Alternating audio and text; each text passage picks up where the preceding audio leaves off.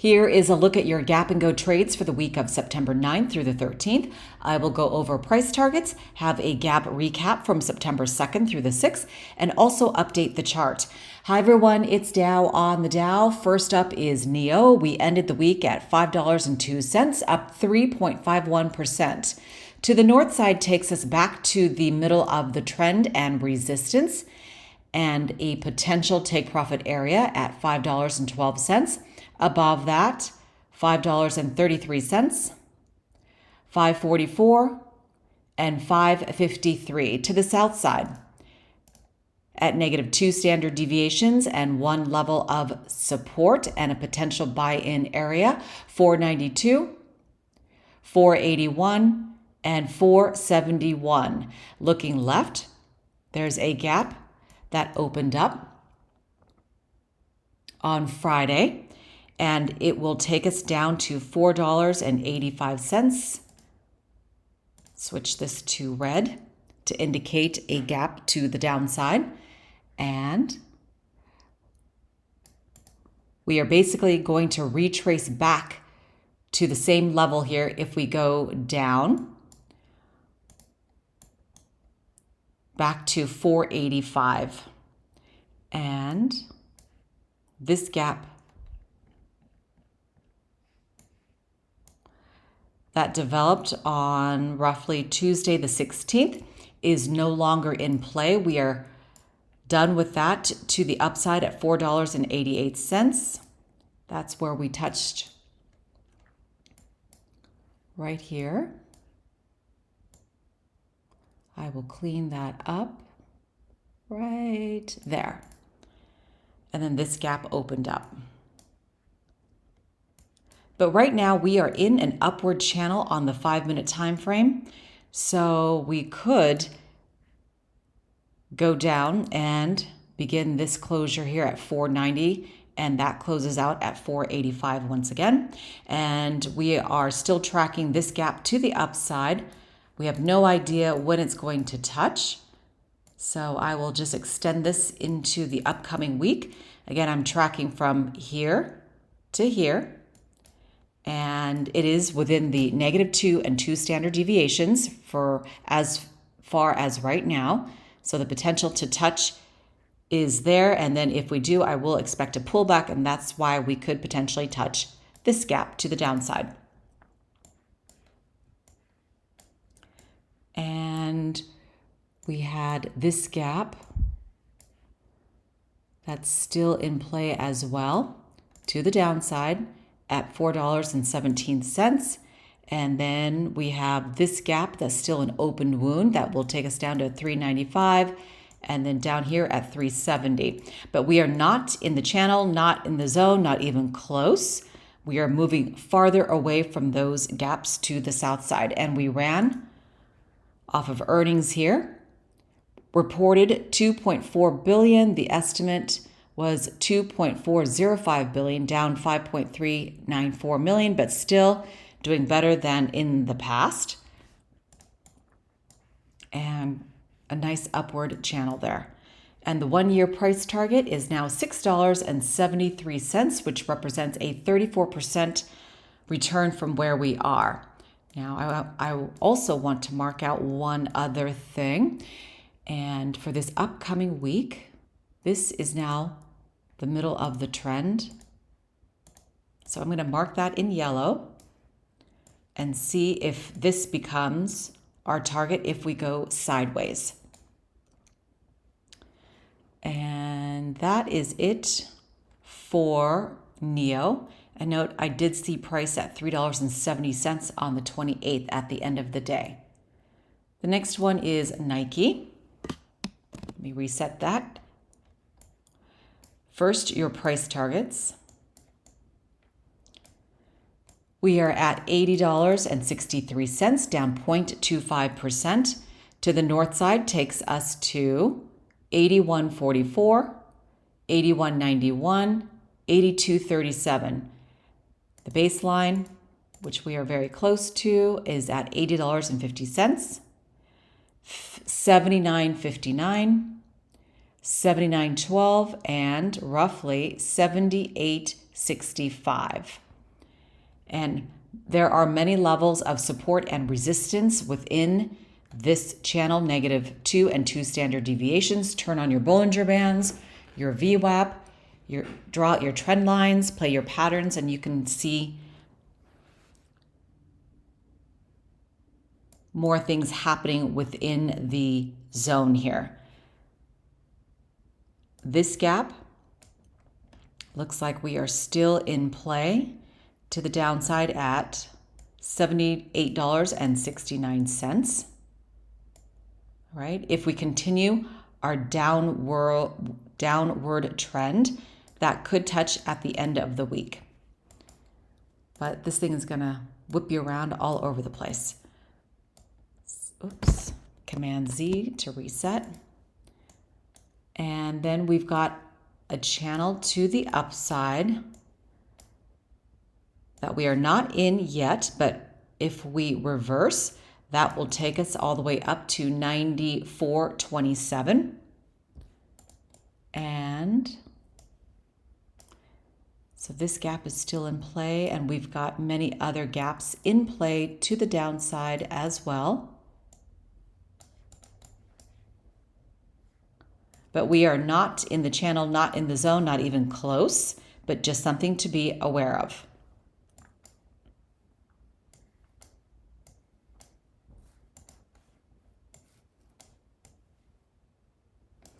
All right, the next one one other thing I want to draw out is this. Oh, we are right here. And I want to draw out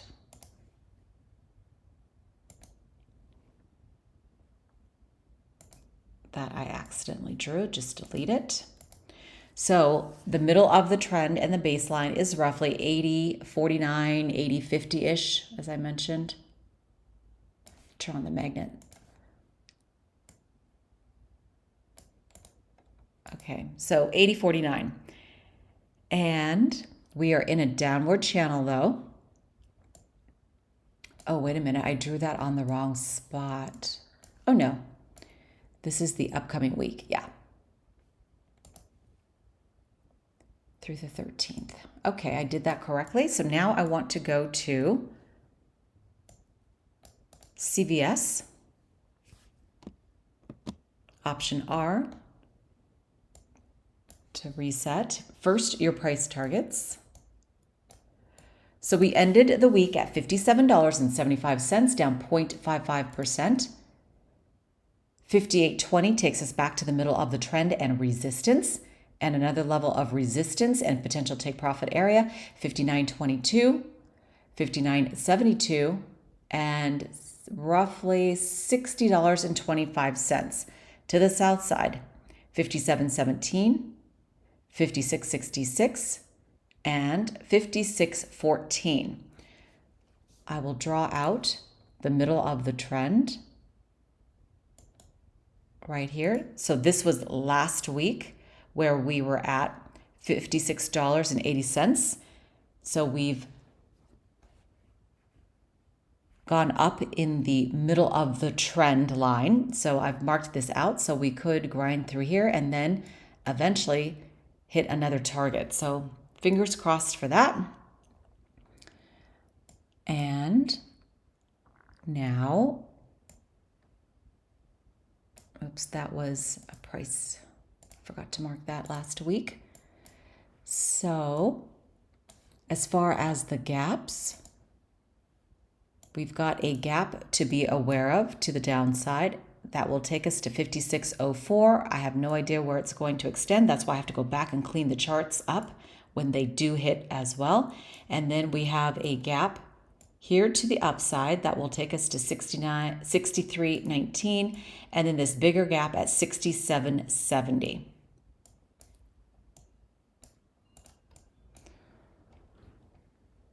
And that is it for all the gaps I am tracking on CVS. The next one is Apple. But by the way, the 1-year price target for CVS is $65.09, and this is constantly changing too. So keep that in mind. And Apple made it back on my Gap and Go list. It's been on the list previously, and I stopped tracking it, and now I'm adding it back. So we ended the week at 220.82, down 0.70%. For your price targets, let me move this out of the way. So we are here to the middle of the trend, 221.41, 224.81, 226.41, 228.13. To the south side, 218.09, 216.41, and 214.73. Back on August 5th, price fell down to 209.27 at the end of the day. So as far as your gaps, I need to clean up. This one, as you can see, touched right here. So let me clean that up. It touched, so this is no longer a threat to our account to the south side. It started at 218.99, closed out at roughly 217.63. Done. Oops, there, remove that. When I remove the price label, that I know that I have closed out that gap, so I'm no longer tracking it. And that's the same case with this one that opened up on basically the 15th of August. We touched right here. I will clean that up. That took us down to 222.33, no longer haunting us to the south side. That was from up here down here, that was support. And we had a slight bounce up, went back down, back up, and then could not keep the momentum. Flushed straight down, closed out this gap, which is good because we don't want any open wounds, any open cold sores. If you think about it that way, that's just no, unless you like to go short, but that's a target to the short side. But if we close these gaps to the south side, typically they become support and then bounce off that as well. So many things going on here. Apple is my largest individual holding, and so when this thing goes up, it's fantastic, and when it goes down, I feel it. But I am up tremendously. I could go and this could go down to half and I would still be up tremendously. Okay, so we're done with that. And I will extend this out. That also closed down at 226.94, no longer a threat, done. And this gap to the upside is what I am tracking. Also to 234.61. That will take us to the upside, but we are in a downward channel, and I picked it because of this potential up here. And that is, oh, that one closed to the upside at 219.07. Yeah. All right, that's it for Apple. Somebody just texted me. Hold on a second. All right. So that's Apple. Oh, the 1-year price target, by the way, is 246.82. Can't wait. I once told someone on this channel that you can't bet against Apple, and that was when Apple was in the 150s. 150s, 160s, I believe. Okay, the next one is Intel. This thing has gone all over the place. It's nasty. All right. So, for your targets first, we ended the week at 1889, down 2.63%. To the north side, resistance 1907, 1924, 1942. To the south side, 1871, 1835, 1817, and 1798. Let me mark the middle of the trend so that I do not forget. All right. So, looking left as far as the gaps go, this gap closed, or excuse me, it opened up on August 13th, closed out. I have to clean this up. Again, I have no idea where it's going to touch. I just move it all the way to the right and then go back. So we touched right there at 1937, no longer a threat. So that is done. Ignore the pink lines. Those are my previous buy-in lines. And then the green lines are my previous sell lines. All right. This gap is also done. We gapped up. I anticipate it to close when it fills to the south side, and it did, down to $20.13. Okay, delete. And that one touched to the upside, ran up. So there's a gap that I will be tracking that will take us to roughly 21.98, not in the channel, not in the zone, not even close at this point. It'll take it to 29.04. I am holding this one long term. All right, that is it for Intel. And the 1 year price target is 27.81. That represents a 47% return from where we are. Next up, I'm going to try to keep moving along here. I have many tickers to go through and this video gets long. 157.62 is where we ended, down 2.79%. 159.49, 163.96, 166.14, 168.44. To the south side, 155.03, 152.85, and 150.67. The middle of the trend is now 159.49, roughly. So I'm going to mark that out. And there are no... So we gapped up here, then I anticipate the gap to go down, and we touched right here at the beginning of the week where we flushed to the south side. So that wiped out this gap. Delete. This gap is done. That one is done as well. And we've got some potential to the upside, but we are moving farther away from this target.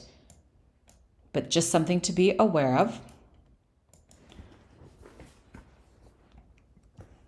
And that is it for Boeing. The 1 year price target is 213.60, which represents a 35% return from where we are. Next up is SOFI. We had a great week, and then of course we hit resistance and then started to tank. So that is to be expected. So we ended the week at 701, down 3.44%. I am again tracking from here to here, and we are still in a downward channel. And that might wipe out these gaps, which I'll talk about in a sec. So to the north side, 720. I don't expect to go out of two standard deviations, 730 and 739. These are targets that will take us even farther into the week. And we are at the middle of the trend here, so I will mark that out. To the south side, 683, 673, and 663. The 1 year price target is 814, which represents a 16% return from today's price. Now looking left, let's start with this one. That's an old middle of the trend, so we've gone down. But obviously we have some targets that we hit resistance, and then obviously we sell off. But this needs to be cleaned up. This gap closed to the downside on Tuesday. It opened up on August 29th. So this is no longer in play. Delete. Delete. So that is done. And this one also closed out on Friday, and that one opened up on roughly the 19th of August. So this is done. Delete. No longer a threat to our account. Okay. So look, we are basically just retracing, peaking out there, and then falling back down to where we were before. Look at that. And so that's done. We've got a target that will take us to 820, closing out at 857. And to the south side, and we are still going down. That will take us to 662, and then this gap to 663. All right. And that could touch, if we continue to go south, could touch on Monday.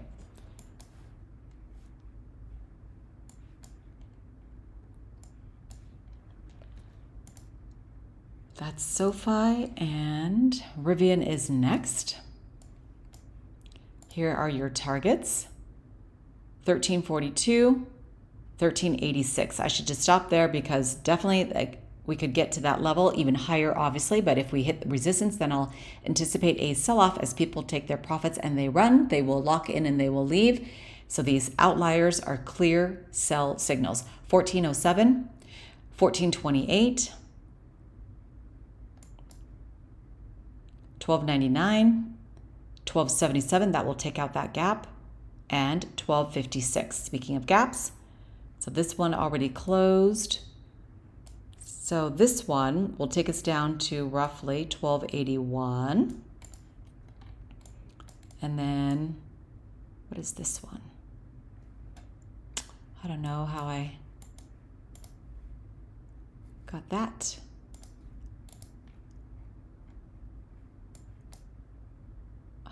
What are all of these?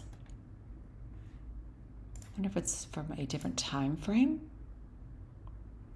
$12 takes us. I'm not really sure. So that's why it's important to clean up your charts. You can see where we've been and where we're going. And this is the chart for the upcoming week. A slight increase, ever so slightly, in RIVN.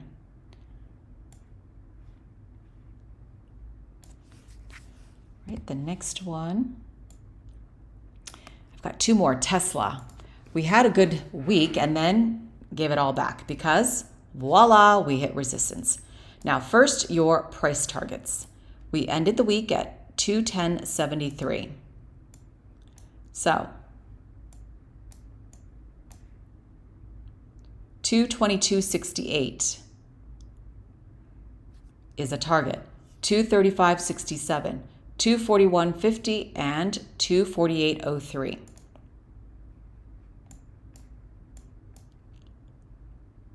$203.85 and $197.50. Looking at the gaps, this one is done. It touched on Friday down to 219.52, fell down even more, and this is support, so I will anticipate a bounce off of that this coming up week. And this will take us down to 201.61. Here, I'll just delete that one. And the gap to the upside is still in play, taking us to 246.23. The 1 year price target is 215. Oh, wow. 215.77. That means we've reset that price target. And then after that will be $400. Yeah, a lot, many levels in between that to get to 400. But let me just show you for the week. We started the lowest point is here. The highest point, let me delete my magnet because it makes the chart get wonky. So we're up 11% in that week and then fell down.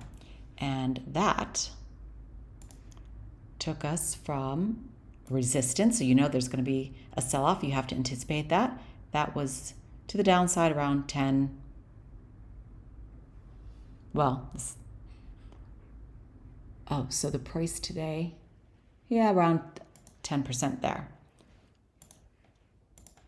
Let's delete this so it doesn't get my chart looking all messy, or should I say messier than it already appears to be, even though this mess, I completely understand it. It really does help me know in my mind the targets that we could be hitting next.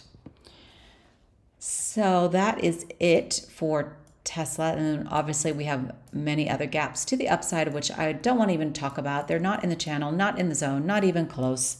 So it's basically from here to here. That's all I can look at. Otherwise you'll get upset, possibly with your trade not going the way you want it to go. It's just week by week, day by day, and then obviously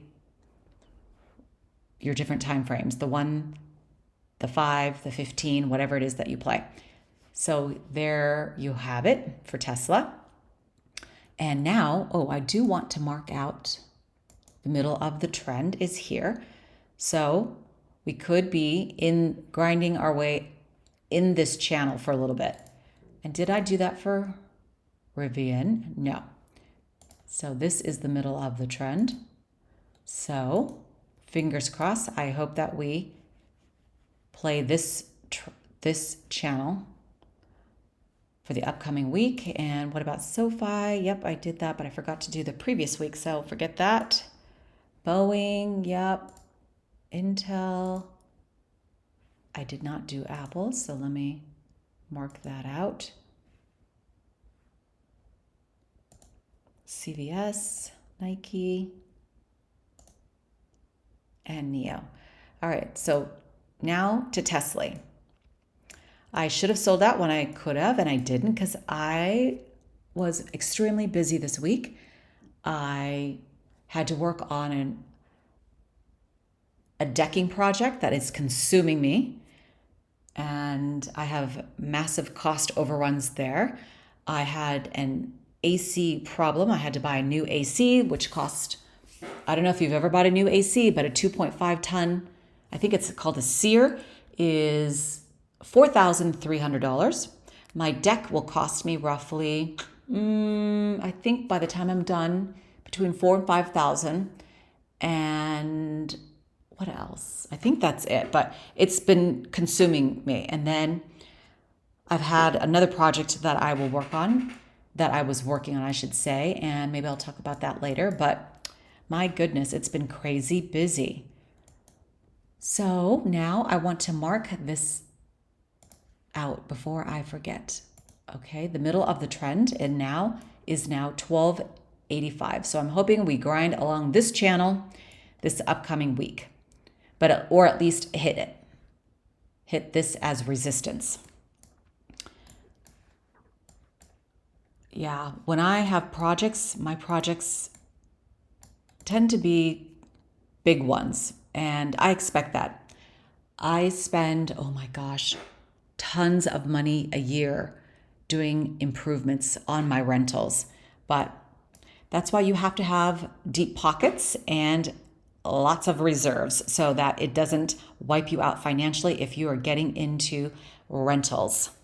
And the bank, if you get a loan, requires you to have, I believe it is 6 months of reserves on each property that you own to offset anything. And if you're just starting out and you get a rental, just know that in general, you cannot use that income that you generate from your property for 2 years. They want that money seasoned. They want it to go through your taxes, through the IRS to confirm that you indeed have made that money. So I'm way beyond that 2 years, but just in case you're starting out and you're buying rentals, just know there are a lot of things that can happen, and that's why you do need lots of reserves and cash. I do everything by cash these days, or for a long time.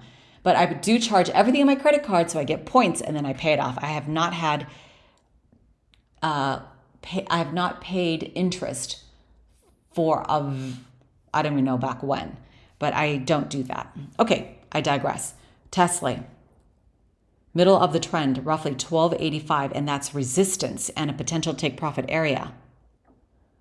1380, 1426, and 1475-ish to the south side. 1188, 1141 and 1092. Looking left, let's start with this gap. We are still tracking this to the upside, and that is at 1437.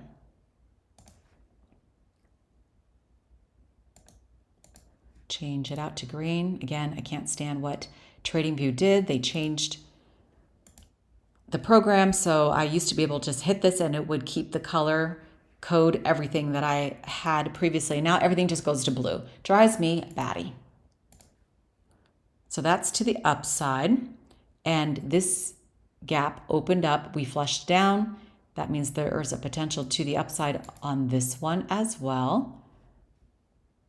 Put a price label on it. I have no idea where it's going to touch. That's going to be about $14 to the upside. And this gap, yay, closed out. No longer a threat to our account. Right there. At 1332, delete to the south side, and look at this, continuing to run down. So if we get here, I definitely will anticipate a bounce off of that, but we still have room to go to that level of support. Turn on your VWAP, turn on your Bollinger Band. You can see other levels in between, but I just play -2 and 2. Okay. So I might, yeah, you know what? Now, because I was waiting for a gap to close all the way up to this level, 1647, and it cratered. So now I'm going to set my bar lower. So I'm going to hit a sell order at just up here. It's not going to be much, but I'm just going to get out where I can, and I'm going to get out where the gaps tell me to get out, because once we hit the upper channels of those gaps, that is also potentially resistance, and then you can expect a pullback. So that is what I'm thinking will happen with Tesla. You let me know what you think is going to happen. So that's it. That is a look at your gap and go trades for the week of September 13th. Well, the 9th through the 13th. And if there is a ticker, though, that you would like me to go over for the week, do let me know, and have a great trading week.